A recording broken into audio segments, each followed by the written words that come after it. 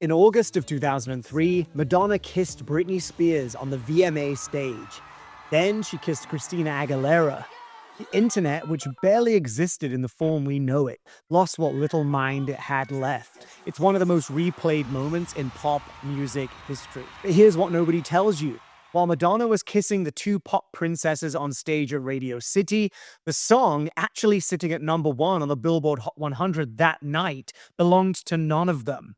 It belonged to a third woman who, 12 months earlier, hadn't even released a solo record. By Christmas, she would dominate the Hot 100 in a way no female solo artist had in a decade. Welcome back to the main Pop Girl. I'm James, and TrendyPop is the channel where we take 90s and noughties pop as seriously as it deserves.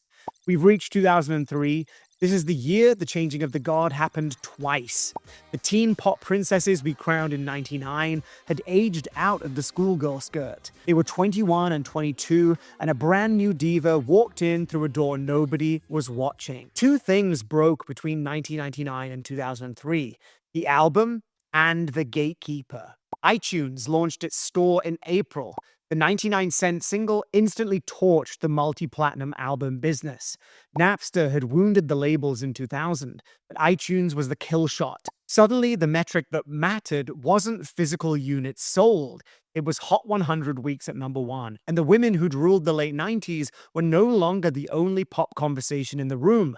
The vocal trinity, Whitney, Mariah, Celine, had stepped back. The teen princesses had grown up. The TRL crown was up for grabs, and the chart was being rewritten week by week by artists nobody had a category for yet. R&B was eating pop, pop was eating R&B. The line between them had simply stopped existing. And our three contenders were standing in completely different places when the year began. So let's start with the one you'd assume wins by default.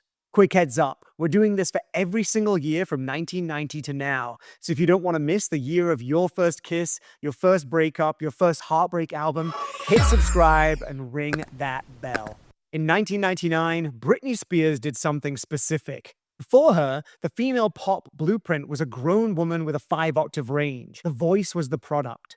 Britney inverted that. The product became the visual, the choreography, the schoolgirl, the TRL countdown, Max Martin underneath the scaffolding. Every female pop star who came through a major label between 1999 and 2003 had to fit that template. She spent most of the calendar year in the studio.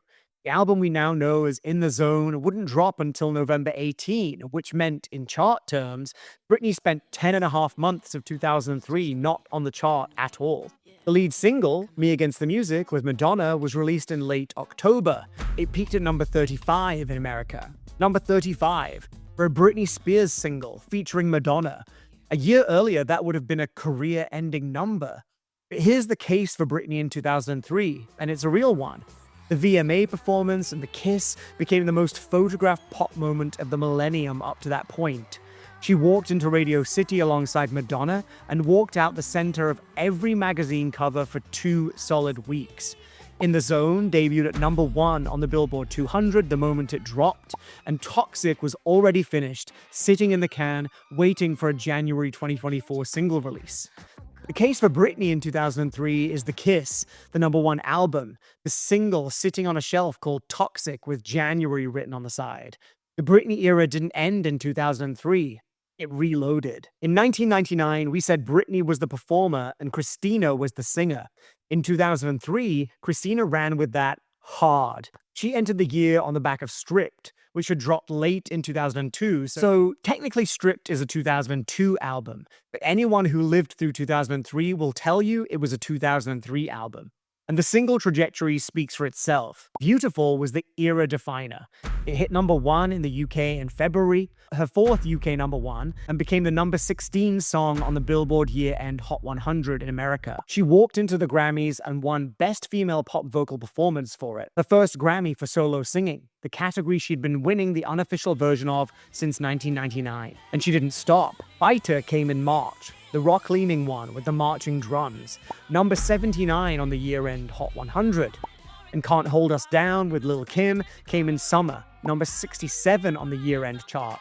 That's 3 songs from the same album on the 2003 Billboard year-end chart, which is more than Britney and Beyoncé could claim individually from any single project that year. In the UK, the picture is even better. Stripped is the 3rd best-selling album of all of 2003 in Britain, above Beyoncé, above Coldplay, above 50 Cent. Over 1.2 million copies sold in a single year. And as of January 2005, Christina had spent more total weeks at #1 in the UK than Britney Spears had. Full stop. By the chart accountants' measure in the British market, by 2005, Christina was a bigger deal than Britney. And here's the part the chart can't measure. Stripped, and I'll say this plainly, is the best body of work I'm discussing today. Tighter than Dangerously in Love. Braver than In the Zone. Beautiful is one of the best vocal performances of the decade. Fighter still hits. Can't Hold Us Down is still a thesis statement. Christina's case in 2003 is the case for the actual records. 3 songs in the year-end Hot 100, a UK album outselling every record released that calendar year, and a Grammy for the vocal performance of the year. The singing, the songs, the craft, all hers. And our 3rd contender is Beyoncé. Beyoncé entered 2003 as 1/3 of Destiny's Child, the biggest girl group in the world. Sure, but a girl group. By Christmas, she was the most dominant solo artist on the Billboard Hot 100 at the entire year. Let me give you the receipt that ends this argument. In 2003, Beyoncé spent 17 weeks at #1 on the Billboard Hot 100. That's 1 out of every 3 weeks of the calendar year. Crazy in Love held the top spot for 8 consecutive weeks across July and August. Baby Boy held it for another 9 from October into November. To put that in pop diva terms, in this single year, she spent more weeks at #1 than Christina Aguilera had managed in her entire career. So how did she do it? She made a song pop radio couldn't categorize. Crazy in Love dropped in May. Rich Harrison built the production around a horn loop from Are You My Woman, a 1970 soul record no pop producer had touched. Jay-Z added a verse. Beyoncé took a co-production credit, which solo female pop stars at her scale almost never did in 2003. The result was the #4 song of the year and Billboard's Song of the Summer. Baby Boy with Sean Paul followed in September, the #12 song on the year-end Hot 100, 2 of the top 15 songs of 2003 from the same artist's debut album. The album itself, Dangerously in Love, hit #1 on the Billboard 200. In the UK, it sold 113,000 copies in its first week and spent 5 consecutive weeks at the top. The most consecutive weeks at #1 of any album in the UK that year. This wasn't a Destiny's Child member doing a side project. Crazy in Love is the song that set the template for the next 20 years of pop. The horn loop maximalism, the rapper feature, the choreography as promotion cycle. The diva who controls her own production, who duets with the rapper who's also her boyfriend, who can do the runs and the choreography, who treats every album cycle as an event. Beyoncé's case in 2003 is the case for what the chart actually rewards. Reach, singles dominance. The song everyone in every country was hearing the same week. She built the year on 2 records, and the chart did the rest. Before the verdict, the field. 2003 was crowded. Pink released Try This in November, the follow-up to Missundaztood. Critics liked it, the public didn't show up, and you could feel her quietly lining up the next era rather than fighting for this one. Avril Lavigne was riding last year's win into a second year. Let Go finished 2003 as the #11 best-selling album in the UK, almost entirely on residual momentum from the 2002 release cycle. Jennifer Lopez had All I Have with LL Cool J at #1 in early 2003, finishing as the #15 song of the year in the US. She was still selling records and making movies, but the J-Lo machine had peaked in 2001 and 2002.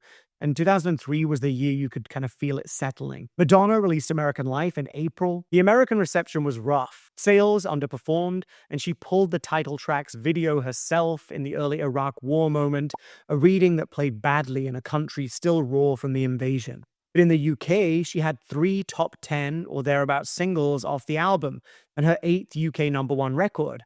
American Life is still one of her bravest albums, honestly, and history has been kinder to it than 2003 was, but brave doesn't win calendar years, and she's not in the running here. Kelly Clarkson released Miss Independent and used it to announce that she wasn't a reality show favor of the month. She was a pop star. the first real shot of what turned into a very long career, and written by Christina Aguilera. And Dido Life for Rent was the best-selling album of 2003 in the UK, with 2.16 million copies sold in Britain alone, bigger than anyone else on this list. But Dido doesn't really operate in the main pop girl frame. She's doing something different for a different conversation. So who wins 2003? My runner-up is Britney Spears. The cultural case is real. The VMA Kiss is a forever image. The album debuted at #1 when it finally dropped, and Toxic was already in the can just waiting to explode. But the year-end Hot 100 doesn't lie. Britney has 0 songs in the 100 most played records of 2003. 0. For the biggest pop star of the previous 5 years defending the title, she had the cultural moment, but the charts didn't have her. My honorable mention is Christina Aguilera, and honestly, only 2 things stand in her way. First, despite Stripped being the best body of work I'm discussing today, it's a 2002 album. Christina was running a marathon she started a year earlier. Second, while she was dominating album cuts and the UK chart, she was being lapped on the American singles chart by an artist who had basically appeared out of nowhere as a solo act. The best album was hers, but the year wasn't. The main pop girl of 2003 is, as it was always going to be, Beyonce Knowles. 17 weeks at #1, the song of the summer, the #4 and #12 songs of the year, a debut solo album with 1 song on it that rewired pop for the next 2 decades. Every solo pop star who came up after Beyonce came up through the door this song opened. Rihanna, Ariana, Dua, that blueprint starts here. She walked into 2003 as 1/3 of a group. She walked out of it as the singular pop figure of her generation. Do you agree? Was Christina robbed because the better album lost to the better year? Was Britney the cultural winner, even if the chart says otherwise? Drop it in the comments. I read every single one, even the mean ones. And speaking of Pink, I mentioned Try This earlier, but the album right before it is where Pink properly became Pink. My Missundaztood deep dive is up on the channel right now. Click here to watch it. The album that turned the R&B girl the label wanted into the rock star Pink actually was.